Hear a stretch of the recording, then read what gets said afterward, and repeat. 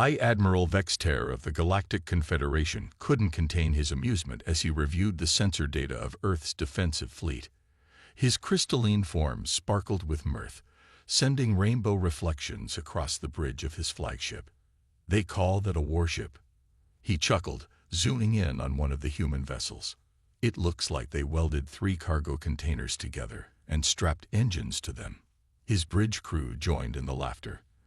The human ships were indeed unusual: asymmetrical designs, visible repair patches, and absolutely none of the sleek aesthetic that marked proper military vessels. Next to the Confederation's gleaming warships, they looked like space junk. "Should we even bother with formal combat?" his tactical officer asked. "Their technology is at least 2 centuries behind ours. Those plasma drives are practically antiques. Protocol demands we give them a chance to surrender," Vexter replied, still amused. "Open a channel to their flagship, that ungainly thing they call the Jakarta." The holographic display flickered to life, showing a human woman with determination etched into every line of her face. "This is Admiral Sarah Chen of the Earth Defense Force. How may we help you?" "This is High Admiral Vexter. We're here to evaluate Earth's readiness for membership in the Galactic Confederation. Your ships appear to be—" He paused, searching for a diplomatic word, somewhat unconventional. "Oh, these old things." Chen's smile didn't reach her eyes. "They're just what we cobbled together. Would you like a closer look?" Before Vexter could respond, the Jakarta's antique plasma drive flared in a way that defied every known principle of propulsion physics. The ship didn't just move, it danced, executing a maneuver that should have torn any vessel apart. "Impossible," his tactical officer whispered. "Their structural integrity is exactly what we designed it to be." Chen interrupted, her smile growing wider. "You see, everyone assumes these ships are poorly built because they don't look pretty. The truth is, every flaw you see is a feature we carefully engineered." As if to demonstrate, one of the human ships that looked like welded cargo containers suddenly split apart, not breaking, but separating into 3 independent fighting units that moved with incredible coordination. "Those visible repair patches," Chen continued, "adaptive armor panels that can reconfigure themselves to resist whatever weapons are used against them. The asymmetrical designs, perfect for dispersing energy weapon impacts. And those antique plasma drives." The Jakarta's engines pulsed again, but this time they created a localized distortion that bent the Confederation's sensor beams back on themselves.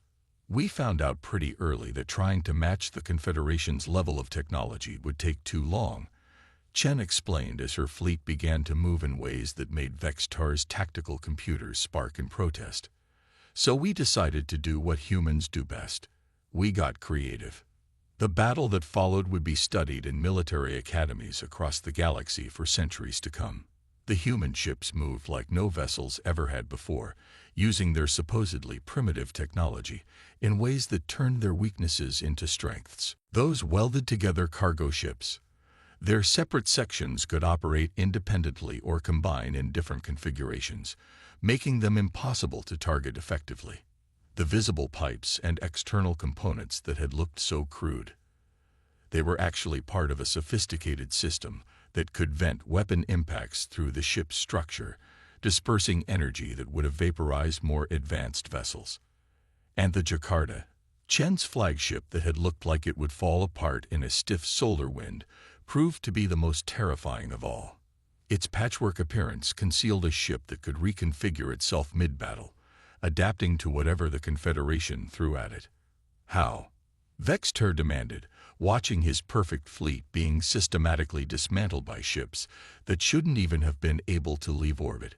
"How did you build these with such primitive technology?" "That's the thing about humans," Chen replied, as the Jakarta executed another physics-defying maneuver. "We don't wait until we have perfect technology. We take what we have and make it work." Every primitive system on these ships represents thousands of hours of humans asking what if, and why not. She gestured to her bridge, where Vexter could see systems that looked like they'd been assembled from spare parts. Your ships are magnificent examples of advanced technology. Ours are magnificent examples of human ingenuity. You built your fleet with superior science. We built ours with superior creativity. The battle ended not with Earth's surrender, but with the Confederation's retreat. As Vextar's damaged flagship limped away, he received one final transmission from Chen. "Next time you see ships that look unconventional," she said, "remember, if humans built them, every single flaw is probably exactly what we wanted you to see. We may not have the most advanced technology, but we've gotten very, very good at making people underestimate us." The Galactic Confederation would later revise its ship classification protocols to include a new warning: when evaluating human vessels, disregard all standard aesthetic and technical metrics. Their ships, like their species, have evolved not to match our expectations, but to defy them. Appearance of inferiority may be deliberately engineered.